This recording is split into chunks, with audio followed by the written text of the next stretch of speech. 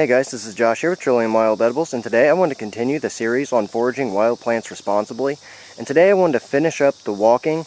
You can see the area that I'm in now. You can see how thick all this stuff is. I'm standing straight up, and this stuff is almost perfectly eye level with me. So most of it is around 5 to 6 feet tall. Some of it is actually 7 or 8 feet tall. Some of that stuff back over there is 7 or 8 feet tall. There you can see those coneflowers. And today what I wanted to show you guys was how I like to walk through areas that are really thick and well grown up, just like this, and how I like to harvest plants that are in areas like this so you don't cause a lot of damage. Now I'm not going to be harvesting any of this coneflower because I already have enough coneflower tincture and I don't need any more. However, this is for just demonstrative purposes, just so you guys can see how easy it really is to walk in an area just like this without damaging a whole lot and still have enough room to gather the plants. So that's what I want to show you guys today. Now, whenever you're going through areas like this, one of the most important things that you can have in your foraging kit is a stick of some kind. I like to use a boken, and this is just some little homemade boken that I made up really quick. The reason I like to use a boken is because you may notice that it has this curve. I find that this slight curve helps me to move plants out of the way without causing as much damage as a straight stick, because I find that a straight stick bends the stems or the stalks of the plants just a bit more. Whereas this doesn't do that as much. It moves them right out of the way really easily, because I can take the boken and I can move it like I'm doing a sword cut. And because it's wood and it's blunt, it doesn't cause any damage. It just scoots the plants right out of the way. Alright, so I'm going to walk in there and I'm going to show you guys what it is I'm doing with my boken with a first person view. And then, like I said, I will set up my tripod and I will do the same thing over there so you guys can see what it looks like from a third person view.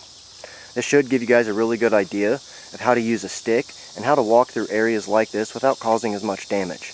And whenever we get to those coneflowers, I'm going to show you guys what it is I do to give myself enough room to harvest without causing any damage. Alright, you can see what we've got right here. Some matted down grass. I'm making sure to put my foot, just like in the first video, I'm making sure to step on grass. Alright, now we're getting into the plants. It's kind of hard for me to show. Move the plant out of the way with my boken.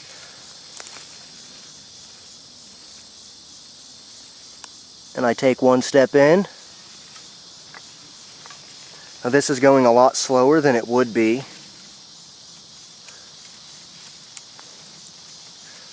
See how I move the plants to the side like that? And this opens up a space for me to step inside. And then I take my left foot and I do the same thing I talk about in my first video, where I weave my feet inside the plants. And you almost can't even see my shoe there because it's covered up by all the grass. I see another good spot for me to step, so I do the same thing. See, I've got a plant here that's trying to be a little uncooperative, so I take my stick at the base, and I move the base just out of my way. I support my stick in the ground upright. That allows me to bring my other foot through. Sorry about bumping the camera so much. This is kind of difficult with the shoulder rig. Move the plant. And stumble because I got a text message.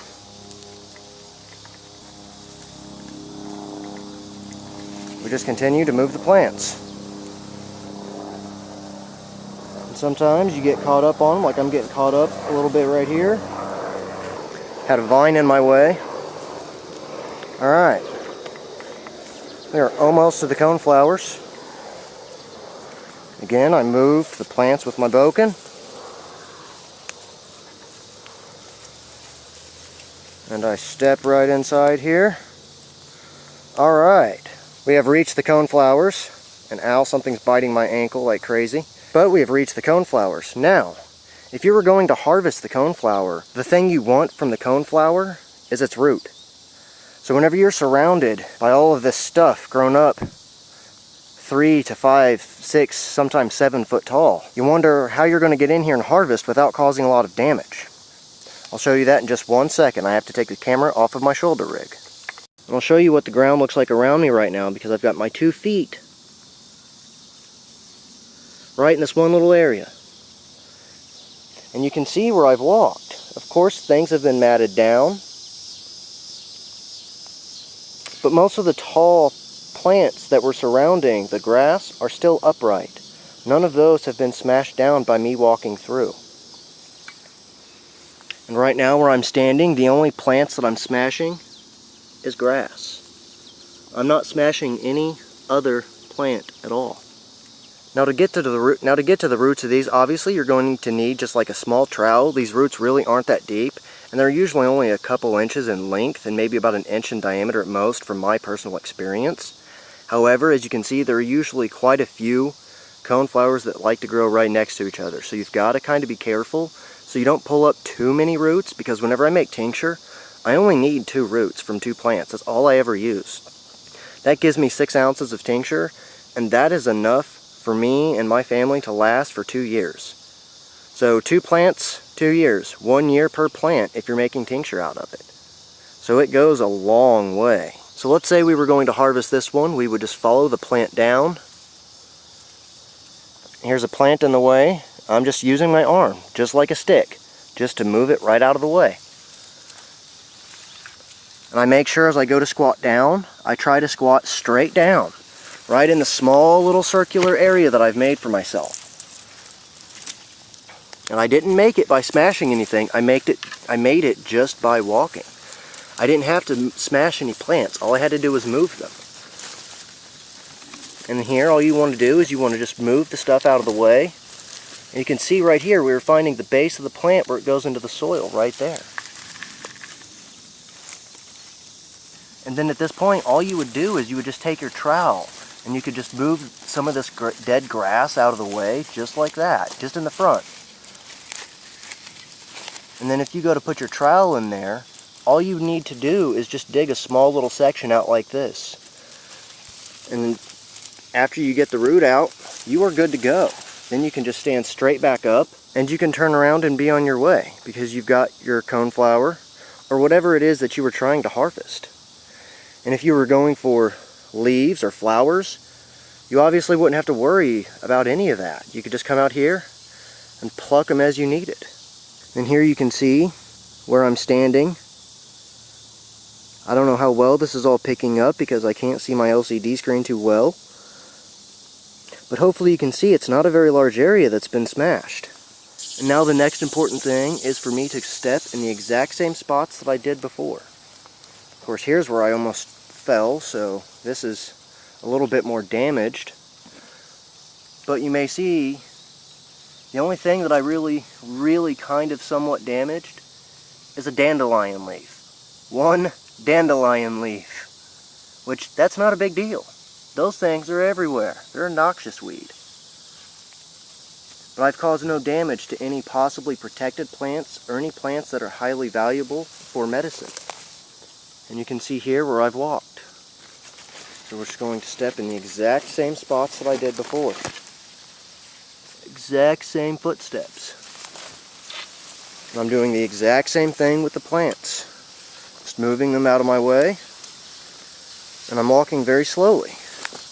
Alright, and here's where I was standing before, and you can see that not very much has been damaged. You almost can't tell that someone even went all the way back there. Those coneflower are about 12 to 15 feet off of this trail that I'm on. So I went a good ways off trail. And here you can see where I walked. And I made sure to walk diagonally, so that way you could see from this angle that there's not a huge swath of stuff that's been matted down for me to get there. And whenever you go look back at the coneflowers from this angle, whenever you go to look back at the coneflowers from this angle, you can't really tell the difference. And this is what you want to do whenever you're walking through areas like this, or you're trying to harvest plants that grow in areas like this. You want to make sure you're not causing any damage, because there are a lot of very valuable plants that grow in here. And areas like this are very, very important for soil conservation. Alright, so now I'm going to set up my tripod, and I'm going to walk straight through there, just so you guys can see what it looks like from a third-person view. Alright, and this is what this would look like from a third-person view.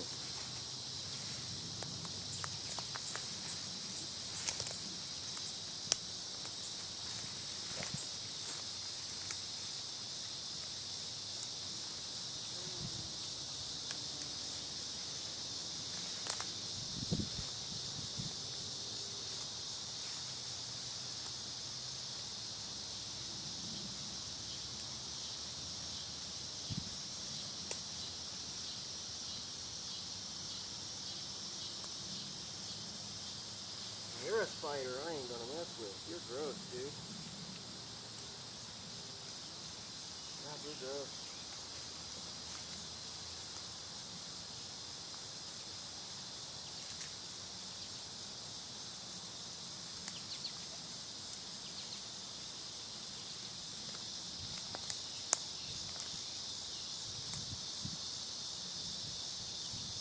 And here you can see I'm approximately 10 feet in already. It didn't take that long. It's not that difficult. And I didn't destroy a whole lot. Another good thing about doing this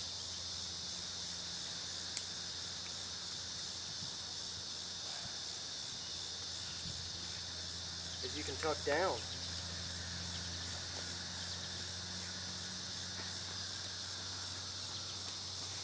You want to do the same thing as you're coming out. You don't want to destroy anything. Very, very important. Just using my boken to just move the plants out of my way. And there you can see what it looks like. It's slightly visible that somebody went through there or something went through there. If you were inexperienced and didn't know, you might think it was an animal, like a deer or something. However, if I continue to take that same route, it's going to get worse, and that trail or that gap is going to open up wider and wider and wider each time. That's why it's important to take a different route out or a different way in each time. If you go in one way, come out the same way. But make sure if you want to go back in, you take a different way in and a different way out. So I thank you guys for watching this video. I hope you enjoyed it and I hope you learned something. If you want to learn more about edible or medicinal plants, make sure to subscribe.